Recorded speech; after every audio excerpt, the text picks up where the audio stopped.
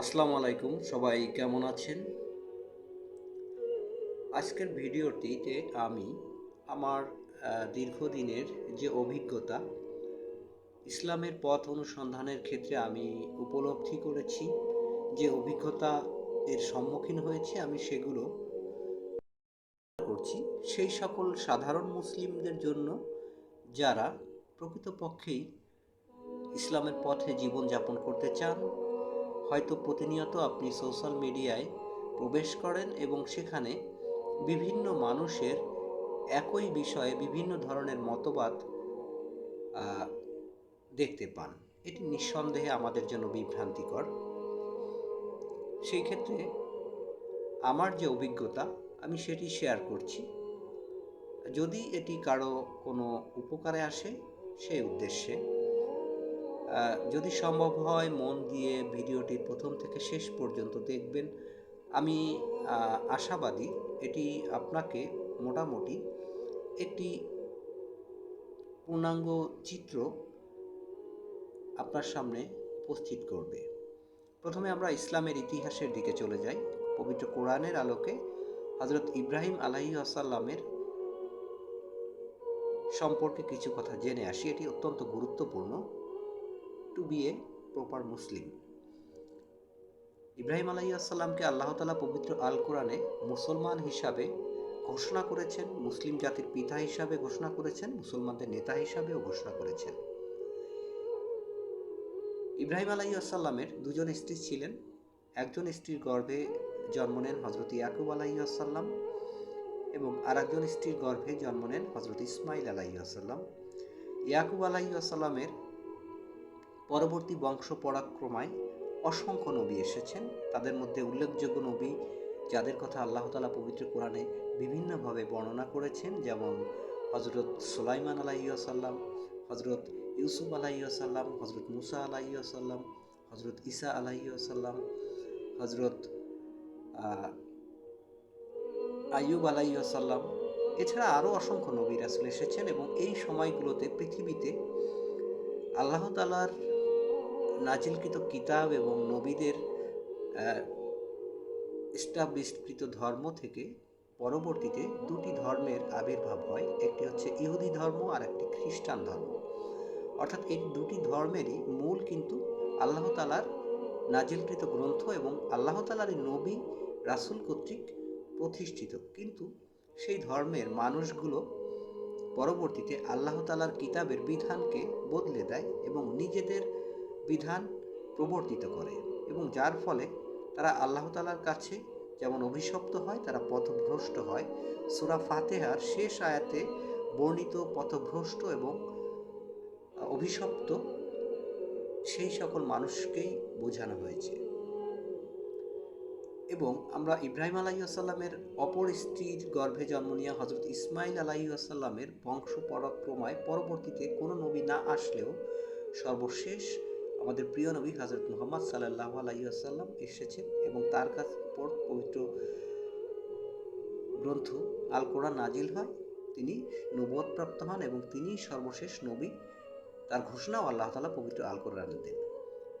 এর অর্থ হচ্ছে ইসলাম ধর্মের পূর্বে আল্লাহর ধর্ম বলতে যে ধর্মগুলো ছিল সেই ধর্মগুলোকে মানুষ পরবর্তী সময় বিকৃত করে পরিবর্তিত করে আল্লাহ তাআলার বিধানকে বদলে দেয়, আল্লাহ তাআলার পথকে বদলে দেয় এবং তারা অভিশপ্ত হয়, পথভ্রষ্ট হয়। এখন আসি আমাদের ইসলাম ধর্মের কথা। পবিত্র কোরআনের মধ্য দিয়ে আল্লাহ তাআলা দ্বীনকে পরিপূর্ণ করেন এবং বিদায় হজে মহানবী সাল্লাল্লাহু আলাইহি ওয়াসাল্লাম বলেছিলেন, তোমাদের মাঝে আমি একটি বস্তু রেখে যাচ্ছি, যা হচ্ছে আল্লাহর কিতাব। এটি যারা আঁকড়ে ধরবে তারা কখনো পথভ্রষ্ট হবে না। কিন্তু সবচেয়ে দুঃখজনক ব্যাপার হচ্ছে যে আমি আমার ছোটোবেলায় যখন ইসলামিক শিক্ষা শিখি, একাডেমিক বইতেই আমি পড়েছি, এটি এভাবেই ছিল হাদিসটি যে মহানবী সাল্লাল্লাহু আলাইহি ওয়াসাল্লাম বিদায় হজে দুটি বস্তুর কথা বলেছেন, একটি আল্লাহর কিতাব আর একটা রসুলের সুন্নাহ। এই হাদিসটির মধ্যে সঠিক কোনো একটি, প্রথমটি অথবা দ্বিতীয়টি, যদি প্রথমটি সঠিক হয় তাহলে দ্বিতীয়টি আমার মধ্যে বিভ্রান্তি তৈরি করবে এবং এভাবেই পরবর্তী সময়ে অসংখ্য জাল হাদিস, মিথ্যা হাদিস, সংযোজিত হাদিস, বিকৃত হাদিস এসেছে, যা পরবর্তীতে ইসলামের শিক্ষার সহায়ক গ্রন্থ হিসাবে এস্টাবলিশড হয়েছে।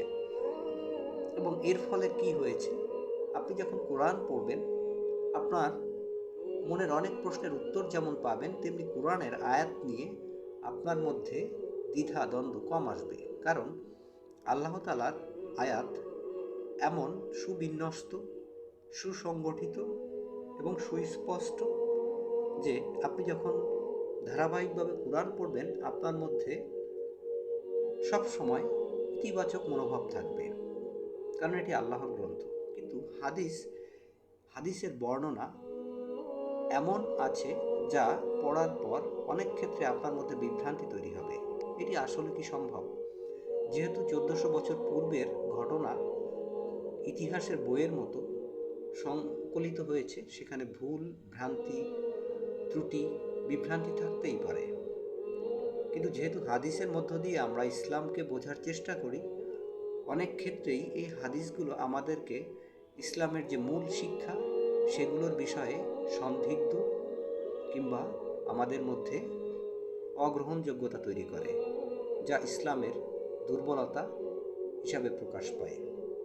আপনি যদি নাস্তিকদের কথা শোনেন, দেখবেন তারা ইসলামের যে ত্রুটি, দুর্বলতা খুঁজে বের করছে তার অধিকাংশই হাদিস থেকে। আবার ইসলামের বিভিন্ন দলের মধ্যে পারস্পরিক কাদা ছোড়াছড়ি, পারস্পরিক বিষেধগার, এগুলো রয়েছে এই হাদিসকে নিয়েই। অথচ আল্লাহ তাআলা পবিত্র কোরআনে স্পষ্ট ঘোষণা করেছেন গীবত করতে নিষেধ করেছেন, অথচ আমরা ইসলামের অনুসরণ করছি সেই গীবতের মধ্য দিয়ে। এটা কিভাবে সম্ভব? আরেকটি বিষয় হচ্ছে যে ইসলামের মধ্যে যত দল, মত, পথ তৈরি হয়েছে সবই এই হাদিসের অর্থাৎ কোরআনের ব্যাখ্যা কেন্দ্র করে, আর কোরআনের ব্যাখ্যা হিসাবেই হাদিসকে ধরা হয়ে থাকে। এক্ষেত্রে আমরা যদি কয়েকটি তরিকার দিকে তাকাই, যেমন একটি গ্রুপ আছে যারা মাজার পূজারী, তারা কিন্তু কোরআন মানে, কিন্তু তাদের ব্যাখ্যায় কোরআনের যে সহজ সরল ব্যাখ্যা সেটি বদলে যায়। যারা সুফিবাদ তত্ত্ব অনুসরণ করে তারা কোরআন মানে, কিন্তু কোরআনের সেই আয়াতের ব্যাখ্যায় তারা অত্যাধিক তাত্ত্বিক হয়ে যান। কিন্তু কোরআন কিন্তু স্পষ্টভাবেই বলেছে যে এটি সহজ সরল ভাষায় সহজভাবে বর্ণিত, সহজে বোধগম্য। এরপর আরেকটি বিষয় রয়েছে যে আমাদের যে আলেম ওলামাদের মধ্যে প্রচুর বিরোধী ভাব রয়েছে, পরস্পর বিরোধী, এবং এই বিরোধী ভাবের সব কিছুর মূল কিন্তু রয়েছে হাদিস, কোরআন নিয়ে নয়।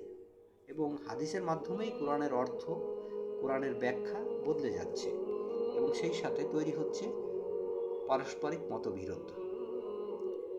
এই বিষয়গুলো উল্লেখ করার কারণ হচ্ছে যে আপনি যখন সঠিক পথ খুঁজবেন, একই বিষয়ে যখন একাধিক পথ দেখবেন আপনার জন্য মধ্যে বিভ্রান্তি তৈরি হবে কোনটি সঠিক, এবং সেটিই হয়েছে। আরেকটি গ্রুপের কথাও আমি উল্লেখ করব বিশেষ একটি কারণে, যেটি হচ্ছে যে তারা কোরআন অনুসারী, তারা কোরআনকে অনুসরণ করে, হাদিসের বিষয়গুলোকে এড়িয়ে যায়। তারা প্রচলিত সালাতের বিরুদ্ধে কথা বলে এটি কোরআনে নেই, এভাবে সালাত পড়া যাবে না। সালাতের নতুন ব্যাখ্যা তারা তৈরি করেছে। আমি এই প্রশ্নের সম্মুখীন হয়েছি যে আসলে সত্যি কি কোরআনের প্রচলিত সালাত এটি কি কোরআনে নেই, বা ইসলামের প্রারম্ভিক পর্যায়ে এটি ছিল না? আমার মধ্যে প্রশ্ন এসেছে এবং উত্তর খুঁজতে যে আমি যেটি করেছি আমি এটি শেয়ার করছি। আমি সালাত সংশ্লিষ্ট সকল আয়াতগুলো ধারাবাহিকভাবে পড়েছি এবং পড়ার ফলে আমার যে কনফিউশন সেটি দূর হয়ে গেছে। আমি উপলব্ধি করেছি যে না, অবশ্যই সালাতের এই রীতিনীতি ইসলামের জন্য, মানুষের জন্য কল্যাণকর, আর যা কিছু কল্যাণকর তাকে আল্লাহ তাআলা তার বিধান হিসাবেই রেখেছেন। আমি একটু ব্যাখ্যা করি। আল্লাহ তাআলা পবিত্র কোরআনে ঘোষণা করেছেন যে আল্লাহ তাআলার স্মরণই সর্বশ্রেষ্ঠ কাজ। এখন সালাতের সময় আমরা কি করি? আমরা প্রত্যেক দিন নির্দিষ্ট নিয়মে, নির্দিষ্ট সময়ে আল্লাহর স্মরণে দাঁড়াই। তার আগে আমরা পবিত্রতা অর্জন করি, সুন্দর পোশাক পরি, পবিত্র স্থানে যাই, এবং দুনিয়াবি কাজকর্ম থেকে বিচ্ছিন্ন হয়ে স্রষ্টার স্মরণে রত হই। এটি নিঃসন্দেহে স্রষ্টাকে স্মরণ করার জন্য উপযুক্ত পদ্ধতি। এটি কিভাবে ইসলামের পথ না হয়ে পারে? এবং সালাত রিলেটেড আয়াতগুলো পড়লে আপনি দেখবেন সেখানে সালাতের যে বিষয়গুলো আছে, যে আনুষ্ঠানিকতা, সে বিষয়ের উল্লেখও রয়েছে। আর দ্বিতীয় জিনিস হচ্ছে যে আমরা মানুষ, আমাদেরকে আল্লাহ তাআলা বারবার দুনিয়ার জীবন থেকে বিমুখ হওয়ার কথা বলে পরকাল কেন্দ্রিক হতে বলেছেন, কিন্তু আমরা কিন্তু তা হই না, কারণ আমাদের অন্তর আসলে সর্বদা দুনিয়া কেন্দ্রিক। আমাদের নফস দুনিয়ার বিষয়বস্তুর প্রতি আকৃষ্ট, এটি আল্লাহ তাআলাও বলেছেন। আর তাই আমাদের এই প্রতিযোগিতামূলক চ্যালেঞ্জিং দুনিয়ার জীবনে প্রত্যেক দিন নির্দিষ্ট সময়ে আমাদের স্রষ্টার জন্য সময় বের করা এবং সেই সময় স্রষ্টার স্মরণে নিজেকে নিয়োজিত করা, এটি নিঃসন্দেহে প্রশংসার দাবি রাখে।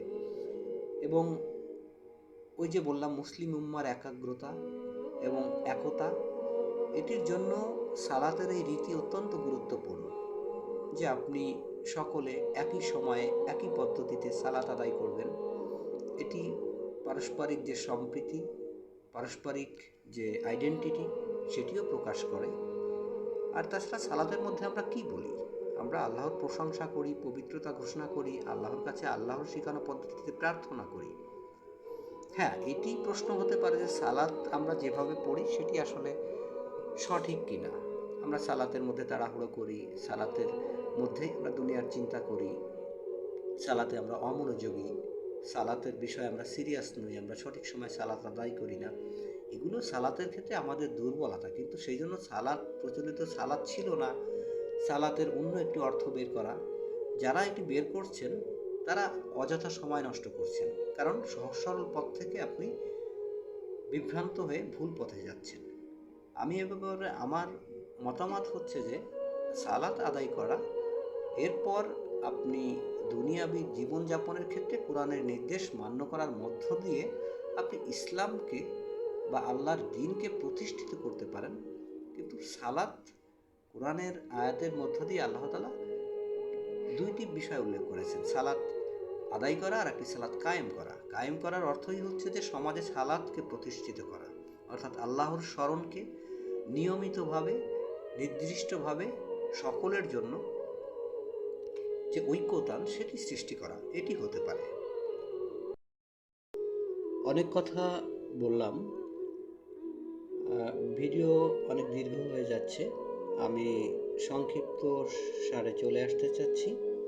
আমার বক্তব্য হচ্ছে যে এই যে এত বিভেদ, এত পরস্পর বিরোধী অবস্থান, নাস্তিকতাবাদ, আপনি যদি গভীরভাবে এই অনুসারীদের কথা শোনেন, আপনি উপলব্ধি করবেন পার্থক্যটি সৃষ্টি হয়েছে পবিত্র কোরআনের মাধ্যমে নয়। এই পার্থক্যটি সৃষ্টি হয়েছে প্রথমত হাদিস এর ব্যাখ্যার কারণে, আরেকটি হচ্ছে যে কিছু মানুষ আছে যারা ধর্মকে ব্যবসার পণ্য হিসাবে ব্যবহার করে এবং সেই কারণে সবসময় তার দলগত অবস্থানকে শক্তিশালী করতে চায়, নিজের পথকে সঠিক বলে প্রমাণ করতে চায়। সেটি হতে পারে নাস্তিকতাবাদ, হতে পারে আহলে হাদিস, আহলে কুরআন। আসলে প্রকৃত পথ প্রদর্শন রয়েছে পবিত্র আল কোরআনে। এবং এখানে একটি প্রশ্ন আসে যে তাহলে এর সমাধান কোথায়? আমরা এই বিভ্রান্তি থেকে কিভাবে পথ পাব? সে বিষয়ে আমার অভিজ্ঞতা শেয়ার করার মধ্য দিয়ে আমি ভিডিও শেষ করব। আসলে আপনি প্রতিদিন আপনার মাতৃভাষায় পবিত্র কোরআন অধ্যয়ন করুন। কোরআনের প্রথম সূরা থেকে শেষ সূরাটি পর্যন্ত অধ্যয়ন করতে থাকুন। এটি এমন একটি গ্রন্থ, এটি যখন আপনি নিয়মিত অধ্যয়ন করবেন, আপনি দেখবেন ছোট ছোট আয়াত, যেখানে আল্লাহ তাআলা এই পৃথিবীর, আপনার মনের এমন কোনো প্রশ্ন নেই যার উত্তর এখানে রাখেননি। কারণ আল্লাহ তাআলা তো আমাদের সৃষ্টি করেছেন, আমাদের সব কিছু জানেন। আল্লাহ তাআলা বলেছেন নবীকে যে তোমার পূর্বের লোকদেরকেও যেমন আমি জানি, তোমার পরে যারা আসবে তাদেরকেও আমি জানি। আর সেই কারণেই পবিত্র কোরআন এর জ্ঞান, এর তথ্য এই পৃথিবীর, এই মহাবিশ্বের যে পরিধি তার থেকেও বেশি। সেটি কিভাবে? এখানে তো নির্দিষ্ট সংখ্যক আয়াত রয়েছে, কিন্তু আয়াতের উপলব্ধি এটি তো নির্দিষ্ট নয়। আপনি প্রথমবার যখন একটি সূরা পড়বেন, দ্বিতীয়বার সেই একই সূরা পড়ার সময় আপনি একই উপলব্ধি বা একই অনুভব করবেন না।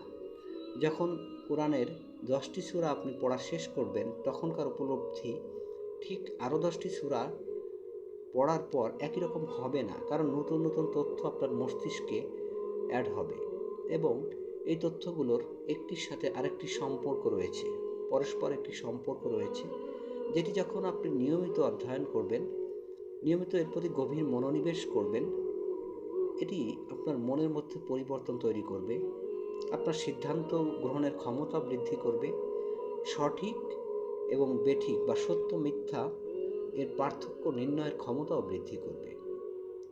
এবং এর মধ্যেই আল্লাহ তাআলা রেখেছেন সব কিছু, আপনার মনের সকল প্রশ্নের উত্তর, আপনার মনের সকল রোগের নিরাময়, আপনার জন্য রহমত। আল্লাহ তাআলা তো নিজেই ঘোষণা দিয়েছেন। এখন প্রশ্ন হচ্ছে, আমি বলছি কেন? কারণ আমি যখন এটি নিয়মিত অধ্যয়ন করেছি, আমি এটি উপলব্ধি করেছি। এখন আপনি এটি তখনই বিশ্বাস করবেন যখন এটি আপনি উপলব্ধি করবেন। আর সঠিক পথ প্রাপ্তি একমাত্র কোরআনের মাধ্যমেই সম্ভব। তাই সালাত আদায় করুন, অর্থাৎ আল্লাহর স্মরণ করুন, আল্লাহ যেভাবে তার স্মরণ করতে বলেছেন তার কাছে প্রার্থনা করুন। আর নিয়মিত আল্লাহর কিতাব, আল্লাহ তাআলা একে নূর বলেছেন, সেই নূরকে হৃদয়ে ধারণ করুন উপলব্ধির মধ্য দিয়ে। আপনি যত বেশি কোরআনের আয়াতের মধ্যে আবদ্ধ থাকবেন, আপনার মন তত বেশি সুস্পষ্ট থাকবে, শঙ্কামুক্ত থাকবে। আর সবচেয়ে বড় জিনিস, মানুষের মধ্যে এই যে অসংখ্য দল মত বিভেদ, এই সব কিছুর কারণ কি জানেন? আমি কোরআন পড়ে উপলব্ধি করেছি, আল্লাহ তাআলা কোরআনে শয়তানের পরিচয় স্পষ্ট করেছেন। শয়তান মানুষের প্রকাশ্য দুশমন। শয়তান মানুষকে সর্বদা কুমন্ত্রণা দেয়, খারাপ পথে প্ররোচিত করে। এই পৃথিবীতে মানুষের মধ্যে যত বিভেদ, এই সব কিছু এই শয়তানের কুমন্ত্রণার কারণেই হয়েছে। একটি গল্প বলেই শেষ করি। আপনারা মুসা আলাইহিস সালামের কাহিনী জানেন। বনি ইসরাইলদেরকে নিয়ে তিনি যখন ফেরাউন এর বাহিনী কর্তৃক আক্রান্ত হলেন, তখন সমুদ্র পাড়ি দিয়েছিলেন। আল্লাহর মজেজায় সমুদ্রের মধ্য দিয়ে পথ হয়ে গিয়েছিল। তারা সমুদ্র পার হওয়ার পর ফেরাউনের বাহিনী সমুদ্রে নিমজ্জিত হয়েছিল। এটা খুবই কমন, আমরা সবাই জানি। কিন্তু এরপর যখন বনি ইসরাইল নিজের চোখের সামনে এমন স্পষ্ট মজেজা দেখার পর নতুন একটি জায়গায় গেল, কিছুদিন অবস্থান করলো, তখন তাদের মধ্যে শিরক বা মূর্তি পূজা করার ইচ্ছা আসলো।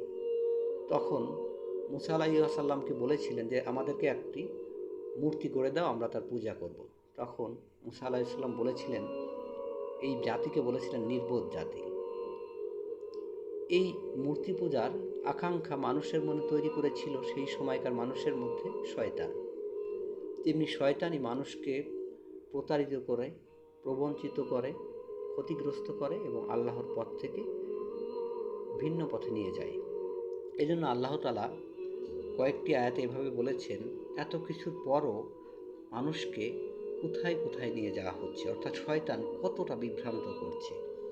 আর সেই শয়তানের বিভ্রান্তি থেকে মুক্তি পাওয়ার পথ তো আল্লাহ তাআলা কোরআনেই বলে দিয়েছেন, আল্লাহ তাআলার আশ্রয় লাভ।